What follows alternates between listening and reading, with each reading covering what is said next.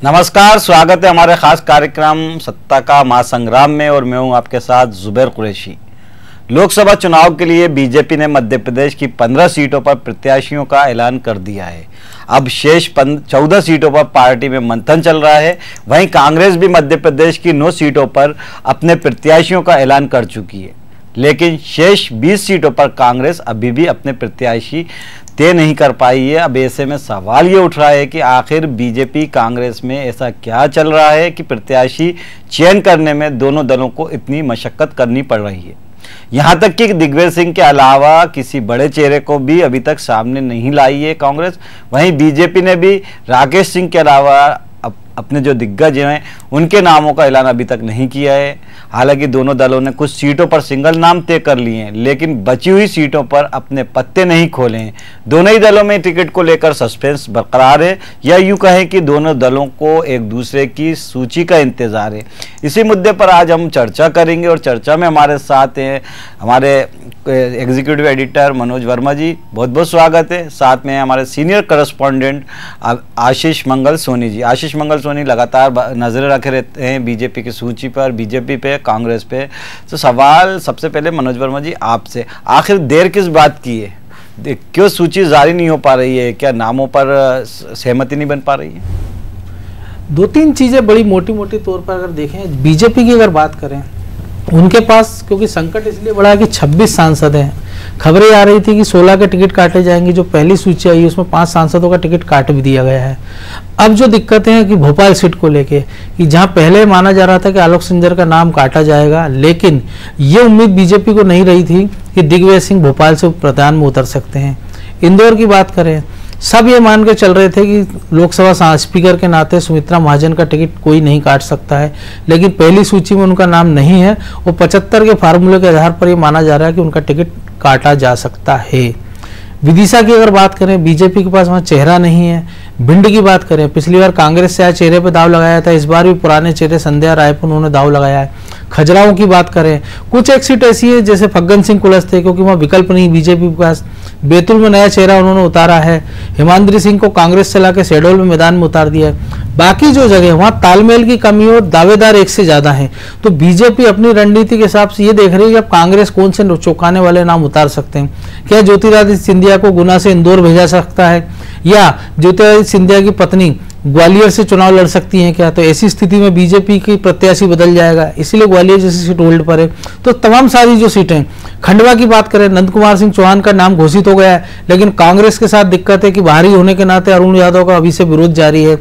जहां उनको जो निर्दलीय शेरा भैया समर्थन दे रहे हैं, वो अपनी पत्नी को चुनाव लड़ाना चाहते हैं और साफ तौर पर कहा है कि वो अपनी पत्नी को नहीं तो निर्दलीय उतार देंगे। धार की बात करें और बाकी आदिवासी सीटों की, तो हीरालाल अलावा दाव ठोक रहे हैं और 4 से 5 सीटों की मांग अपने लिए कर रहे हैं। तो दोनों राजा की पत्नी को भी टिकट दिया गया है। नाती राजा की पत्नी, जो नाती राजा मंत्री बनने से, मंत्री नहीं बनाए जाने से दुखी थे, परेशान थे, लगातार बगावती तेवर अपनाए हुए थे, उनकी पत्नी को सांसद का टिकट दिया गया है। मनोज जी। जी देखिए, लगातार वही बात है कि कई सारे नेता मंत्री ऐसे हैं जो अपने परिवार को टिकट दिलाने के लिए लगे हुए हैं। बाला बच्चन की बात करें, वो अपनी पत्नी के लिए टिकट चाह रहे हैं। इंदौर की बात करें तो इंदौर में कांग्रेस के पास कोई दमदार नेता नहीं है। खबरें आ रही हैं कि हो सकता है कि जो आशुतोष राणा फिल्म अभिनेता, उनकी पत्नी रेणुका साहनी को कांग्रेस मैदान में उतार सकती है। दिक्कत वही है कि कांग्रेस के पास जो मुरैना में रामनिवास रावत है, लेकिन ग्वालियर में कौन चेहरा होंगे? क्या 3 बार के हरे हुए अशोक सिंह पे दाव लगाएगी या किसी नए चेहरे को मैदान में उतारेंगे? भिंड की अगर बात करें तो भिंड में भी कांग्रेस के पास प्रत्याशी का अभाव है। हो सकता है कि अशोक अर्गल, जो कि बीजेपी से बागी एक तरह से हो गए हैं, मुरैना से महापौर हैं, वो अगर पार्टी छोड़ते हैं तो उन पे दाव लग सकता है। तो कई सारी सीटों पर यही पेच फंसा है कि वेट एंड वॉच की स्थिति है। कई जगह अंदरूनी कलह हैं कि अगर किसी एक को टिकट देता तो 4 बागी हो रहे हैं। कई जगह ऐसा है कि कोई चेहरा नहीं मिल रहा है। कई जगह ऐसी है कि सामने वाली पार्टी का इंतजार हो रहा है कि अगर बीजेपी इंतजार करे कांग्रेस की, कहीं ना कहीं इंतजार किया जा रहा है कि पहले कांग्रेस जारी करे सूची या बीजेपी पहले आपके चक्कर में सूची दे। आशीष, क्या लग रहा है, आप बीजेपी के ऑफिस से भी पूरा राउंड अप करते हैं, कांग्रेस को भी वॉच करते हैं, क्या हलचल है दोनों ऑफिसों में? अभी तक जो सूची जारी नहीं हो पा रही है, किस तरह के जो माहौल है दोनों जगह पर, क्या माहौल है? आप क्या लग रहा है आपको? देखिए जुबेर जी, जिस तरीके से बीजेपी और कांग्रेस, बीजेपी ने अब तक 15 प्रत्याशियों के नाम का ऐलान कर दिया है, उसके पास सिर्फ 14 उम्मीदवार ऐसे हैं जहां पर उसे अपने नाम घोषित करना है। वहीं कांग्रेस की बात करें तो कांग्रेस के पास एक ये लंबी फहरिस्त है, 20 सीटें ऐसी है जहां पर उसे अपने प्रत्याशियों के नाम घोषित करना है। बीजेपी की बात करें तो बीजेपी में जिस तरीके से मनोज सर ने बताया कि तालमेल, आपसी तालमेल नहीं हो पा रहा है और विनेबल कैंडिडेट का चयन किया जा रहा है केंद्रीय नेतृत्व की तरफ। आज बीजेपी के जो प्रदेश लोकसभा चुनाव के प्रभारी हैं स्वतंत्र देव सिंह, उनका साफ तौर पर कहना था कि बीजेपी केवल विनेबल कैंडिडेट का चयन कर रही है। इसके लिए उसके जो भी सर्वे हैं, उसके तमाम सर्वे में जो फिट बैठे हैं उन्हीं को मौका दिया जाएगा। इसका एक उदाहरण उन्होंने दिया कि किसी के टिकट कटने या नहीं कटने से फर्क नहीं पड़ता है, क्योंकि रामनाथ कोविंद जब राष्ट्रपति नहीं बने थे, राज्यपाल थे, तब उनका भी टिकट काट दिया था, उसके बाद वो राज्यपाल बन गए। तो उन्होंने सांकेतिक रूप से कहीं ऐसे टिकट कटने वालों को संदेश भी दे दिया है कि आप पार्टी के हित में काम करें, पार्टी आपके बारे में सोचेगी। लेकिन ये जो अंतर्द्वंद है, अंतरकलह है, गुटबाजी है, ये विधानसभा चुनाव में बीजेपी को भारी नुकसान पहुंचा दिया था इस गुटबाजी ने, और यही वजह रही कि बीजेपी अब एक एक कदम फूक फूक कर रख रही है। ग्वालियर की बात कर ले तो ग्वालियर में जब महल से प्रत्याशी ज्योतिरादित्य सिंधिया या प्रियदर्शनी राजे खड़ी होगी तो क्या उनके सामने बीजेपी से माया सिंह ये चुनौती स्वीकार कर पाएंगी या अपने ही संगठन के सामने ये मना कर देंगी कि वो महल के सामने चुनाव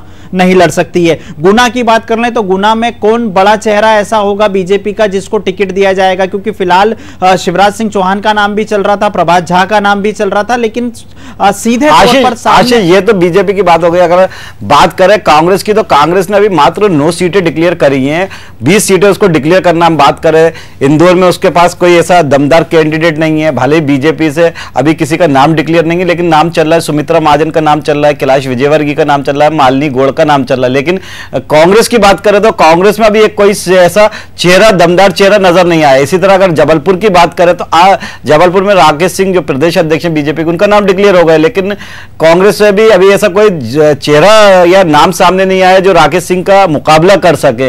हालांकि अभी आज विवेक तनखा का नाम जरूर सामने आया है, लेकिन इंदौर और जबलपुर की बात करें और ग्वालियर की बात करें तो इन जो 3 बड़े शहर हैं या बड़ी सीटें मानी जाती हैं जो बीजेपी के कब्जे वाली सीटें, बीजेपी का जिन पर आधिपत्य है, उन सीटों को लेकर कांग्रेस की क्या सोच है, क्या विचार है कि आखिर उनके पास ऐसे कौन से कैंडिडेट हैं, ऐसे कौन से बड़े चेहरे जो इनके मुकाबले उतारेगी। देखिए जुबेर सर, कांग्रेस यहां पर सीधे तौर पर वेट एंड वॉच की पॉलिसी अपना रही है, जिस तरीके से मनोज सर ने कहा। क्योंकि ग्वालियर की बात कर ले तो ग्वालियर में अशोक सिंह एक दमदार कैंडिडेट के रूप में सामने आए हैं कांग्रेस में, लेकिन ये खबरें चल रही है कि वहां से प्रियदर्शनी राजे सिंधिया को शिफ्ट किया जाएगा और गुना में खुद ज्योतिरादित्य सिंधिया चुनाव लड़ेंगे। तो वहां पर प्रत्याशी चयन को लेकर जो कांग्रेस आलाकमान है उसके पास बड़ी दिक्कतें हैं कि यदि सिंधिया मना करते हैं तब अशोक सिंह आते हैं, और अशोक सिंह के नाम पर क्या सिंधिया सहमत हो पाएंगे। इसी तरह से छिंदवाड़ा में नकुलनाथ का नाम है, लेकिन अभी तक कांग्रेस ने प्रत्याशी डिक्लेयर नहीं किया है। इंदौर की बात कर ले तो जीतू पटवारी खुद बार बार कह रहे थे कि वो खुद भी इंदौर की चाबी अपने पास रख सकते हैं। उनकी पत्नी रेणु पटवारी का नाम भी चल रहा था, लेकिन खुलकर ये लोग कोई भी विनेबल कैंडिडेट के बारे में कांग्रेस का कोई भी नेता खुलकर बोलने को तैयार नहीं है। खंडवा की बात कर ले तो अरुण यादव का नाम चल रहा था, अरुण यादव खुद टिकट मांग रहे थे कमलनाथ से, लेकिन अब उनका नाम भी पहली लिस्ट में ड्रॉप कर दिया गया। इसका मतलब या कांग्रेस यहां से कोई और स्थानीय चेहरे की तलाश कर रही है। देवास की बात कर ले तो देवास में भी फिलहाल जो पीडब्ल्यूडी मंत्री है सज्जन सिंह वर्मा, उनके बेटे का नाम चल रहा था, लेकिन यहां पर भी कांग्रेस ने अभी अपने पत्ते नहीं खोले हैं। कुल मिलाकर ये जो 20 सीटें हैं जुबेर जी, यहां पर कांग्रेस अपने प्रत्याशियों के नाम का ऐलान तब करेगी जब बीजेपी इन बाकी की 14 सीटों पर प्रत्याशियों के नाम का ऐलान कर देगी। इसके अलावा जबलपुर में जिस तरीके से आपने बताया विवेक तनखा का नाम चल रहा है, तो विवेक तनखा पिछला लोकसभा का चुनाव भी राकेश सिंह के सामने लड़ चुके हैं, और वहां से जो मंत्री है तरुण भनोत, वो तो खुद ये साफ तौर पर कह चुके हैं कि यदि विवेक तनखा को टिकट मिलता है तो कांग्रेस की जीत सुनिश्चित है। ऐसे में मंडला की बात हो, सतना की बात हो, गणेश सिंह लंबे अरसे से सांसद रहे। बिल्कुल, आशीष आपके पास आएंगे। मनोज जी, एक जो चीज बार बात आ रही है, कांग्रेस के पास चेहरे नहीं है। अगर हम बात करें तो अजय सिंह राहुल भैया चुनाव लड़ने के लिए तैयार है, वो सीधी से सतना से टिकट मांग रहा है, लेकिन उनको सीधी भेजा जा रहा है। इसी तरह जो पूर्व डिप्टी स्पीकर राजेंद्र कुमार सिंह, वो भी दावेदारी है, हरीश जो रामनिवास रावत है वो भी दावेदारी अपनी कर रहा है, बाला बच्चन की पत्नी दावेदारी कर रही हैं। तो चेहरों की कमी नहीं है। जिस तरह से मीनाक्षी नटराजन को पहली सूची में डिक्लेयर कर दिया गया, कांतिलाल भूरिया को डिक्लेयर कर दिया गया, दिग्विजय सिंह को डिक्लेयर कर दिया गया, लेकिन क्या वजह है कि ज्योतिरादित्य सिंधिया का नाम पहली सूची में, अब तक के इतिहास में ये पहली बार है कि ज्योतिरादित्य सिंधिया का पहली सूची में नाम नहीं आया। नकुलनाथ पे अगर कहीं कोई दिक्कत है, नकुलनाथ का भी नाम डिक्लेयर कर सकते थे, जब ये तय है कि वहां से सिंगल नाम गए छिंदवाड़ा में, तो आखिर परेशानी आ कहां रही है कांग्रेस को? देखिए, दोनों चीजें, जैसा मैंने बताया कि वो पहले इंतजार कर रहे हैं। दूसरा जो वंशवाद वाले जो आरोप लग रहे हैं कि खजुराहो की अगर हम बात करें तो जो विधायक है विक्रम सिंह नातीराय, उनकी पत्नी को उम्मीदवारी दे दी गई है, लेकिन वही पेच फंसा हुआ बाला बच्चन की पत्नी में सज्जन सिंह वर्मा के बेटे के साथ। इंदौर की अगर बात कर लें, इसके आसपास की सीटों की बात कर लें, ग्वालियर की बात कर लें, तो सिंधिया परिवार में भी यही बात है कि जैसा भी आशीष ने बताया कि वो इंतजार कर रहे हैं कि क्या प्रियदर्शनी राजे ग्वालियर से उम्मीदवार होंगी। हालांकि जो उनकी कमेटी है कांग्रेस की स्थानीय, उन्होंने विनिंग कैंडिडेट के रूप में प्रियदर्शनी राजे का ही नाम भेजा है। तो बीजेपी के साथ ऑप्शन क्या होगा? क्या शेजवलकर जो महापौर है उनके साथ जाएगी बीजेपी संघ परिवार की पसंद पे, या फिर जयभान सिंह पवैया पर दाव लगाएंगे, या फिर माया सिंह जो महल की और राजमाता सिंधिया की मामी हैं, यशोधरा की। तो बाकी जगह भी दिक्कत है। भोपाल की हम बात करें, दिग्विजय सिंह को उतार दिया है, लेकिन राजगढ़ में कांग्रेस पास कैंडिडेट कौन होगा, ये एक चिंता की बात है। विदिशा हमने देखा कि चाहे वो पहले शिवराज सिंह चौहान के खिलाफ हो, या अटल जी के समय का हमने देखा, या उसके बाद में 2 बार सुषमा स्वराज के हमने देखा कि कभी लक्ष्मण सिंह को लाकर लड़ाया गया, वो चुनाव हार गए।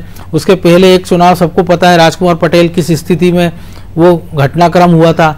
अभी फिर से उनका नाम चल रहा। होशंगाबाद की बात करें कि राव उदय प्रताप कांग्रेस से बीजेपी में आ गए थे, भागीरथ प्रसाद कांग्रेस से बीजेपी में आ गए थे, हिमाद्री सिंह कांग्रेस से बीजेपी में चली गई है।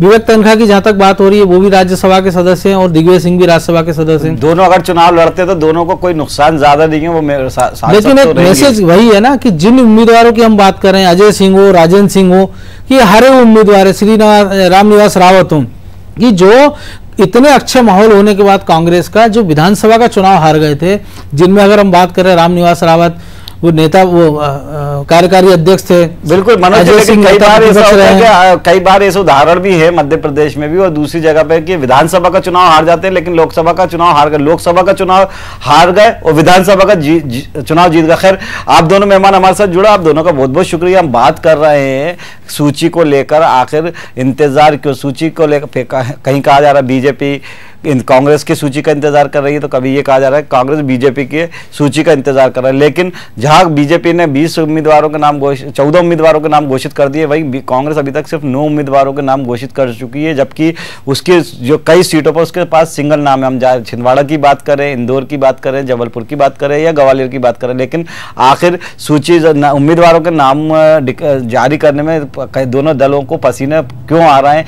साफ जाहिर है कि कहीं ना कहीं मध्य प्रदेश में इस बार टक्कर बीजेपी और कांग्रेस के बीच टक्कर जो है कांटे की है। चूंकि पिछले बार जब 29 सीट चुनाव हुए तो 27 पे बीजेपी ने परचम लहराया था, बाद में एक उपचुनाव में कांतिलाल भूरिया ने सीट वापस की थी, अपनी झाबू रतलाम की सीट। तो इस तरह से 3 सीटों पर भी कांग्रेस थी और 26 सीटों पर बीजेपी थी, लेकिन अब परिस्थितियां बदल चुकी है, अब हालत बदल चुके हैं। उस समय बीजेपी सत्ता में थी, अब कांग्रेस सत्ता में है, तो आखिर ये जो महासत्ता का महासंग्राम है, इसमें कांग्रेस और बीजेपी को कितनी सीटें मिलेंगी, इस बात को लेकर लगातार मंथन चल रहा है और इस बात कोशिश की जा रही है कि कहीं ना कहीं ऐसे उम्मीदवार मैदान में उतारे जाए चुनाव एक दूसरे के, जो दोनों दलों में से ज्यादा सीटों पर जीत के आए।